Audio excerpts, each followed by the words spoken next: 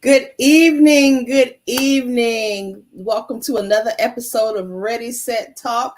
Thank you for joining in. We ask you to come on in. Let's have a conversation. Let's have a discussion with our guest tonight. Please like and share this video. Someone you know may need it. Invite them to come in. Let's talk. Let's talk with Dr. Gwen. That's our special guest tonight as we talk about the topic self-care for the professionals. When you have professionals, especially those who are in helping professions, we take care of everybody else. But a lot of times we fail to take care of ourselves. And I say you can be a better care provider when you are caring for yourself first. It is okay to take care of you first. If you take care of you, taking care of everybody else will be a little more easier. And so tonight we have Dr. Gwen with us. She is the owner and founder of the Counselor Cafe. Among other things, she is a licensed professional counselor here in Savannah, Georgia. And so we're excited to hear her talk with us tonight about taking care of ourselves as professional. Dr. Gwen, welcome and thank you so much for joining us tonight. I'm looking forward to this discussion with you because I think I may need some ideas of self-care for the professional. You know, all day we tell everybody else how to do it, but then we fail to implement what we tell others to do. So thank you so much. So let's start out with you telling us a little bit about yourself and tell us about the Counselor Cafe, Dr. Gwen. Thank you first. Thank you so very much for having me. I'm very much a self-care enthusiast and advocate. So anytime I get an opportunity to talk about self-care, I'm there. So thank you so much for having me.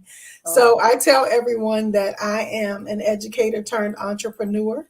So I'm a 25-year educator, started out as a special education teacher, transitioned into school counseling, did that for about 20 years.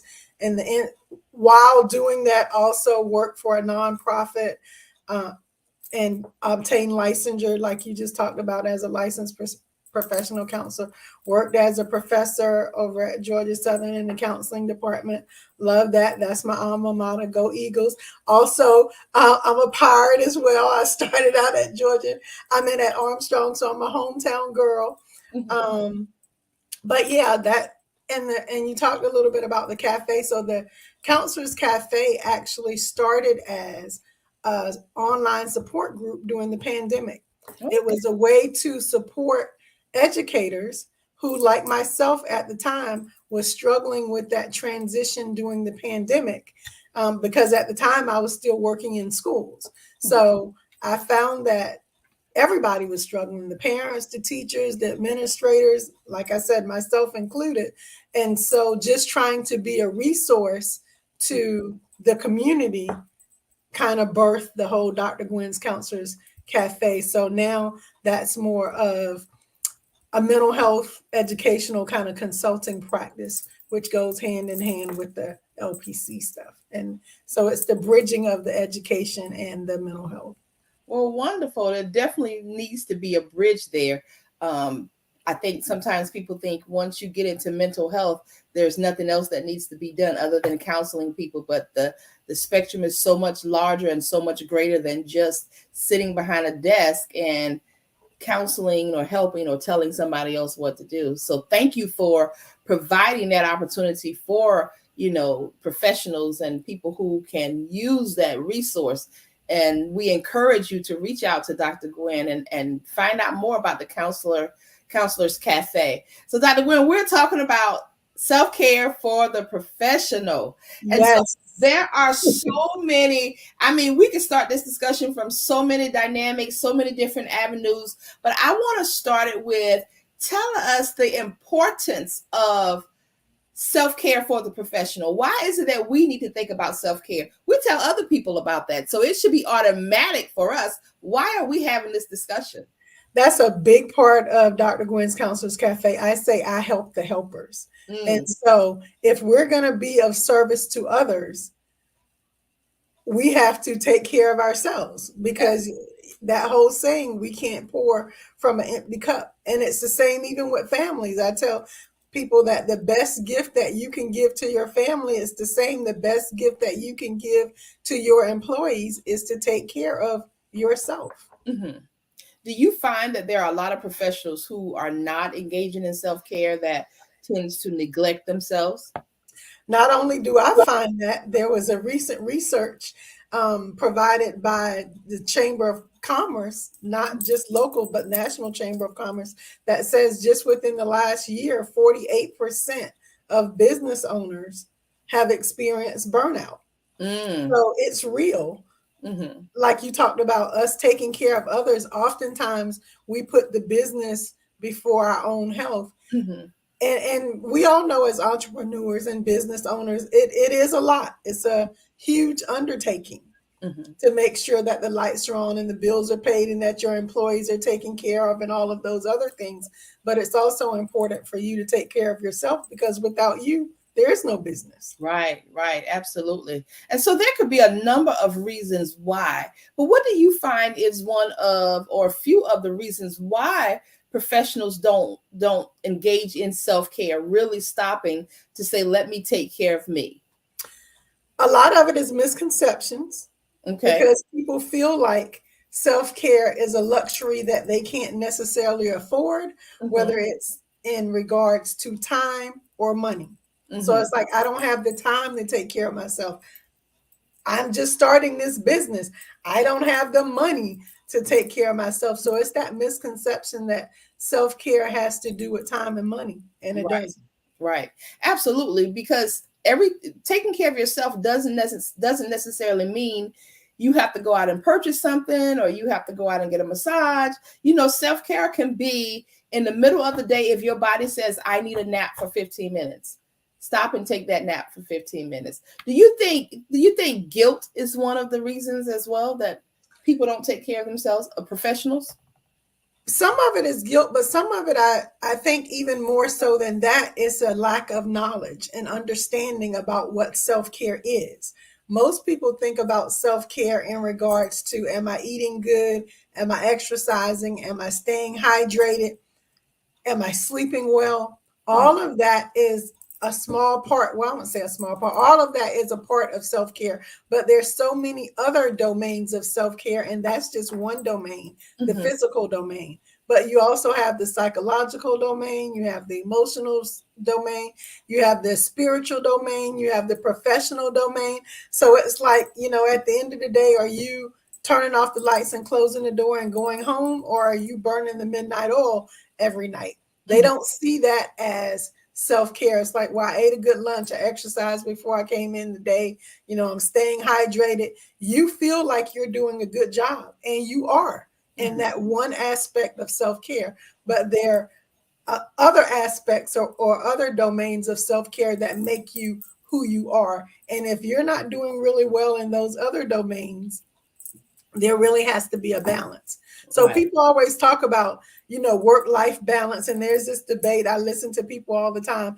And this is Gwen's take on it, or Dr. Gwen's take. So people always say, there is no such thing as work-life balance. There is no balance. There is a balance. But my balance is not your balance, Right. because I don't have the same responsibilities, the same, whatever as you. So my balance looks a little bit different than your balance. There does have to be a balance. The balance is not 50-50. Just like with the marriage, it's not always 50-50. Right. Sometimes it's 20-80, 10-90, 0-100. It's the Right. same kind of thing. You have to have a balance, but I'm not saying that your life has to be 50%, Mhm. 50-50 between work and home. That's not what it is. Right. It's what works for you. Right.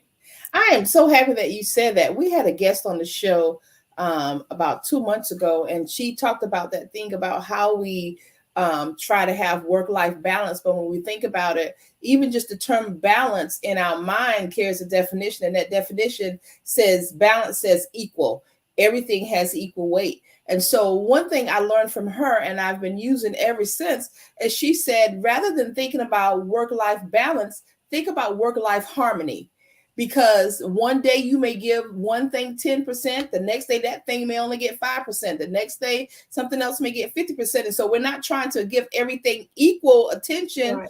but we're trying to say, how does this fit into my life today at this moment, which may fluctuate from day to day, from person to person. And like you say, my harmony may not be your harmony. And so Right. I can't look at Dr. Gwen and say, well, Dr. Gwen does this, so then maybe I need to do this, and this will help me in my work-life harmony. And I may totally disrupt my world trying to fit into yours. It Right.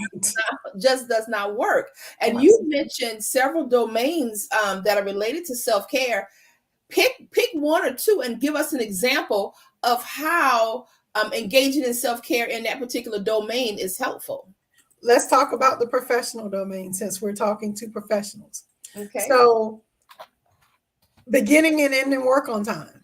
Like if you have office hours, set office hours and have people respect those boundaries. Mhm. So, like at the end of the day, I just talked about before, go home. That Mhm. same love and devotion and dedication that you give the job every day from 8 to 5 or 6 or whatever your hours are, at Mhm. the end of the day, close up the door, turn off the lights, go home and pour into yourself and pour into your family. It can't be staying there all night. Stopping and having a healthy lunch for that physical domain. Like Mhm. sometimes we get so busy and it's like, I don't have time to eat lunch. You better make time to eat lunch.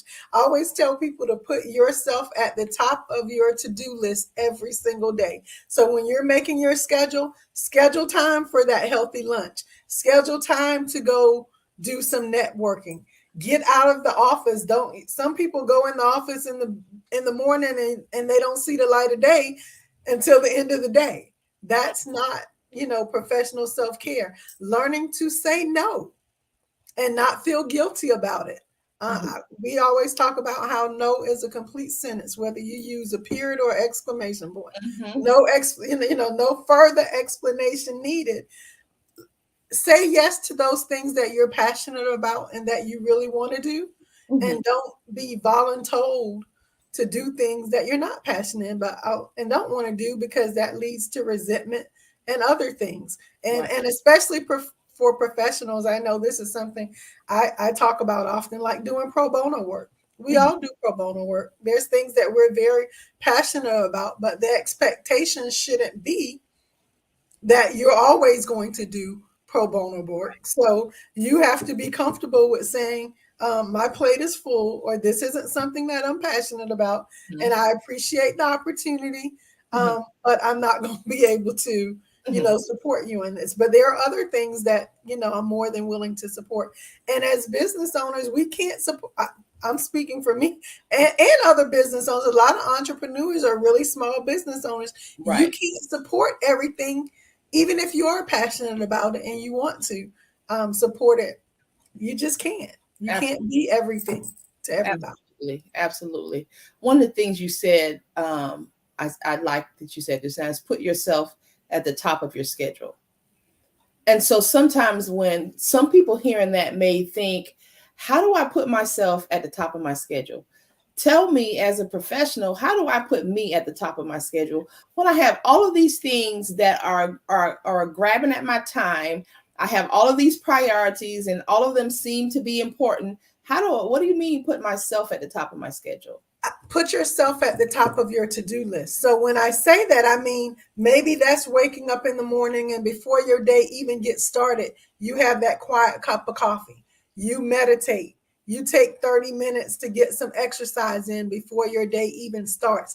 Doing something for you to fill your cup is Right. what I mean by putting yourself at the top of your to-do list. Make sure that in your schedule, you schedule some time. Like some days, the best thing that you might do all day is to stop and take some deep breaths. Mhm. Take some time just to breathe.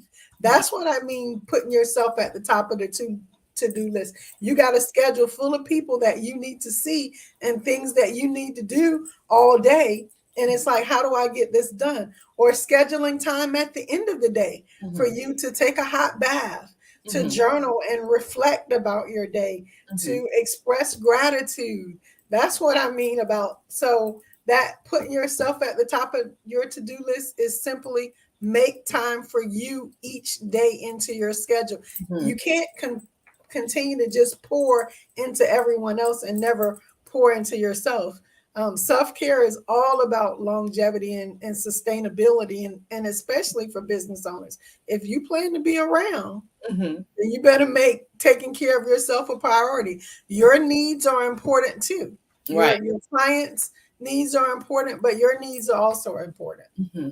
And that's one of the things I, tell my clients is that just as you put appointments and all of the other things on the calendar, you need to really put yourself on your calendar. You block out time and say, this is for my relationship, this is for me individually on the calendar, just like an appointment, because taking care of yourself and doing those things are just as important as taking care of everybody else. So, and that comes with one point that I want to talk about is setting boundaries. And sometimes people see boundaries as limitations, but I see boundaries as protective measures that are in place. And when we're riding down the road and there's a stoplight there, that stoplight there is not to limit us, it's to protect us, because if somebody doesn't stop and we all keep going, eventually we're going to crash. What are your thoughts about boundaries and setting boundaries? They are so very necessary. So setting boundaries, like I said, could be learning to say no.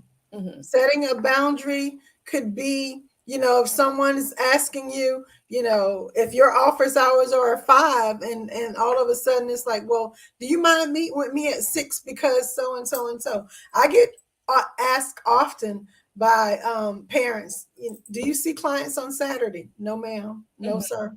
Mm-hmm. Because that's my time to pour into myself and to pour into my family on the weekends, Right. so that I can replenish. And when I come back in the office on Monday, I'm fresh and clear for you. So no, I don't see clients on the weekends. Mm-hmm. Do you see clients after, at whatever time? Or one of the other things is, like, is there another number that I can call you on? Which really, it's, do you have a personal number where I can reach you after hours? And it's like, no, you can call me on the office number. I'm there every day from 9 to whatever. So that's a boundary, not giving people complete access to you. Right. They should have access to you when they need it. But, so setting those boundaries, if you say your family is important to you, then you have to do things to show that your family is important. So again, like I said, pouring into the business, you have to pour into them too. So because you can't work until you're just completely depleted and you get home and it's like, I have nothing left to give. And then I got to get up in the morning and do this all over again. So setting those boundaries, putting, a sign on your door at lunchtime. I'm at lunch. Well, a boundary is back up from that desk. So I tell people, especially business owners, we think we take a lunch break because we're shoveling in a salad or whatever sitting at our desk while we're on a webinar or we are checking emails or responding to phone calls. No, check out for 30 minutes, hour or whatever. To this point, I tell people, they say, Dr. Gwen, I see you over all around town all the time at all these meetings and different events. That's part of my self-care strategy. At the beginning of the month, I look at my calendar and I see all the different things that I want to engage in. For one, it keeps me connected to my community. It gets me out of the office. It's great networking. I'm learning so much. I attend all these free meetings that SCORE and SBA and the chamber has, because it also, I'm continuing to learn and grow as a business owner. So all of that is part of my self-care strategy. It's not just look at me and right. That's not the goal. The goal is to, a lot of times my own mental health. I need to get out of the office. And when you do our work, you need to think about your mental health. Your mental health is important. When we were talking about boundaries, and I don't want to beat boundaries to death, but one of the things I've learned about setting boundaries is that we can set boundaries for other people, but we also need to set internal boundaries and mental boundaries for ourselves. When we say that I'm putting my sign on the door and I'm going to take this 30 minutes, like you say, we need to take that 30 minutes. And if somebody knocks on that door, The boundary is you don't get up and answer it, because once you answer it, I'm at lunch means nothing anymore. Right. Once you fail to enforce a boundary, it's no longer a boundary. And sometimes that boundary is not with other people, it's with what Yourself. we feel we have to do. We teach people how to treat us. It's basic. And I tell people that all the time. We teach people how to treat us. If you draw the line in the sand and every time someone steps over the line, you're continuing to back up, you have no boundary. Absolutely. What you said is just out the window at that point. So one of the things with professionals, especially high achieving professionals, us who think we have on this cape we wear every day with the big S on the back, and we can conquer the world and we're going to save people. But one of the things that we fail to do is ask for help. We don't feel the need to ask for help, or fear of asking for help. Talk to us about the importance of asking for help, and what do you think asking for help gives us that can make us feel powerful rather than weak, because we have to say, I need help with this, or I need somebody to fill in for this. Asking for help, I say this all the time, is a healthy, natural response to challenging situations. Mm-hmm. We can't know everything about everything. There are people out there that want to help you, that will help you, but you have to ask. It takes a lot of courage and strength to know what it is that you need, and then in turn ask for it. But the other side of that is, once you ask for it, you also have to be willing to accept it. Because sometimes people are offering help, but sometimes our ego gets in the way of us accepting that help. Or sometimes in some cases, we don't even know what it is that we need, kind of thing. We don't even know what it is to ask for. We just know that we're in this situation, and we don't necessarily know a way out. But just talking about what your challenges are, you'll find that instead of just sitting there suffering in silence and not knowing what to do, just having a dialogue with different people and just saying that, I don't know what to do about this particular problem. Right. And if that person can't help you, maybe they know someone who can. I always talk about mentorship being a big part of especially new professionals or professionals in general. And sometimes mentorship is not someone with a long-standing relationship that you may have, but someone that's just going to get you from A to B, or is going to get you in touch with the person who can get you from A to B. Right. Absolutely. And what about asking for help? Those of us who will ask for help, but at the same time want to be in every detail of the help we ask for. Let it go. That's the short answer. Like, it's kind of like, I think about when we ask God for things, and then, then we want to take the wheel back. Like, that's not how it works. And I think sometimes it's just, that's a control kind of thing. You have to, when I say let it go, you have to relinquish some of that control. And sometimes asking for help, I tell people, you don't get what you want because you're not specific about what it is that you need. So sometimes it's like we ask for help, and it's like, well, I asked for help, but no one helped me, or that person didn't help me. You have to be real specific about what it is that you're asking for. So usually I talk about, when I'm talking to people in general about asking for help, like using that SMART acronym. It needs to be specific. It needs to be measurable. It needs to be attainable or action oriented. It needs to be relevant and realistic, and it needs to be time bound. So if I'm asking you for something, it's like, you need to know specifically what I need, why I need it, when I need it by. And it's helpful if people know that you're trying to help yourself. Tell them what you've already tried to do, to solve the situation. So I'm not just coming to you for a handout. These are things that I've tried to do, and these are the things that haven't worked. This is what I'm asking you for. I'm asking you for a recommendation. Is it possible for you to get this done by, whatever date I need? And don't apologize. That's one of the other things. Everybody's busy. Don't give people the out. Like, I know you're busy. Oh, I hate to bother you. If you hate to bother me, why are you bothering me? Stop bothering me. Don't start out with, I'm sorry to bother you. I hate to bother you. I know you're busy. Come with what you need. Ask for it, and then most of the time you will get that. And if not, if that person can't provide it, because sometimes we're like, I asked for help and I didn't get it. It might not be in that person's wheelhouse to provide it, but they can point you in the right direction for someone who can. Right. In other words, don't sit back and determine in your mind why you shouldn't ask for help, or all of the other dynamics that come along, or thoughts that may come that prevent you. And some people feel like they're not deserving of it either. You deserve it. You can ask. Yeah, I like that. You deserve it. You can ask. I like that. So I want to talk about, finally, some people don't know that they are burned out. Because burnout has become their norm of operating. And so once it's become their norm, this is just what I do.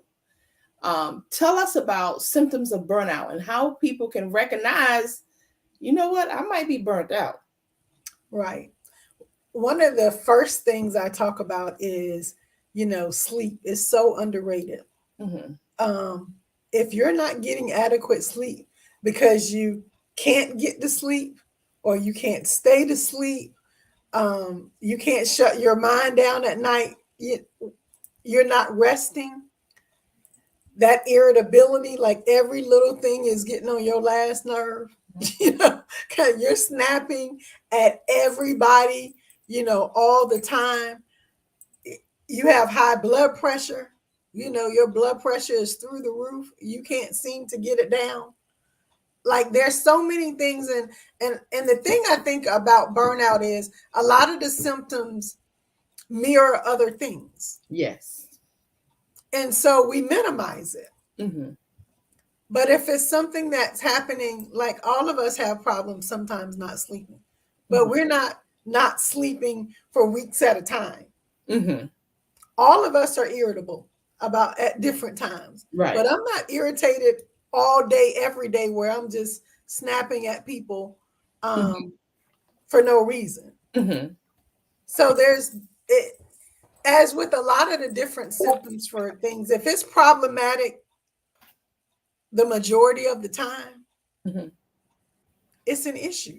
The majority of the time, if you're experiencing this thing over and over again, that falls in, when we're talking about abnormal psychology, what makes something abnormal is when it impacts your life negatively over a period of time, and it is not changing. Yes, and it's impacting your ability to get things done, to have relationships. Right. So if you're tired all the time, everybody's tired, but if it's day after day, you find that you're just fatigued and dragging around. Right. That's the issue. Right. If you're dealing with excessive, sadness and grief, running a business is not for the faint at heart. So if you find that I'm excessively stressed, I'm stressed all the time, I'm anxious and worried all the time about this, that, and two, I think of it about the combination of those things. If you're experiencing many of those symptoms over long periods of time, then you are definitely nearing burnout. Absolutely. And I hear people say, I'm crying and I don't know why I'm crying. And I always say, you're probably tired. Your mind is probably saying, can I just get a break, from all of this that you're trying to do? And so even with, knowing the symptoms of burnout and knowing what you need to do as far as taking care of yourself and knowing that it's okay. And there, even on the flyer, there's a statement that says self-care isn't selfish. I personally say self-care is selfish, and it should be. That's the one time in your life you need to be selfish, when you have to take care of yourself. You talked earlier about pouring from an empty cup. You can't, once you've poured out, there's nothing left to pour. You're constantly in that pouring position. It's not effective for you. It's not. Even when you're pouring something, you pour and then you stop. You pour and then you stop. You don't pick up a pitcher or a bucket up and just constantly pour. You pour some, you stop, because your arm gets tired. You pour some and you stop. And so it's the same way when we're pouring out. We pour and then we stop. You refill, you refuel. When I see that sign that was on the flyer, that self-care isn't selfish, I think about the people who feel guilt about the selfish. Mm-hmm. Yeah. So it pours into that feeling of guilt.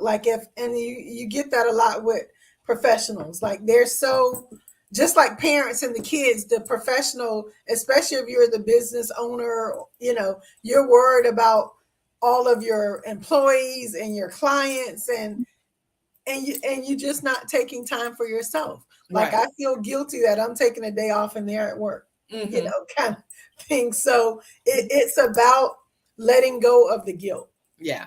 Letting it go. Let it go. Take care of yourself. You deserve it. You need it. It's important. It is an important facet of your life for you to take care of yourself. If you find yourself becoming resentful of other people, it's probably because you need to spend some time doing something for you, so you don't have to feel that resentment. Dr. Gwen, thank you so much for pouring into us tonight and letting us know the importance of self-care for the professional, the importance of stopping. Even though we have a million things on our list, the 1,000,001, we need to be number one. And right. We need to be the first thing on our, if you have a checklist, make sure you are the first thing on your checklist. Check you off every morning. And sometimes I tell people checking you off means that you have to get up 30 minutes earlier. You just have to do something to make sure that you are doing what you need to do to take care of you, so that you can be the best caregiver of everybody else that you need to take care of. Thank you so much. I want you guys to check out the Counselors Cafe with Dr. Gwen. Dr. Gwen, tell them how they can connect with you. You can connect with me on Facebook, on Instagram, on LinkedIn, Dr. Gwen's Counselors Cafe. That's the handle for the website. Dr. Gwen's Counselors Cafe. That's the Instagram, LinkedIn, Facebook, YouTube. Yeah, I'm out there trying to do my part to help the helpers. All right. Well, reach out to Dr. Gwen, and I think we'll sum this up by a comment that was made by someone watching. You can't be everything to everybody, but you definitely need to be something to yourself.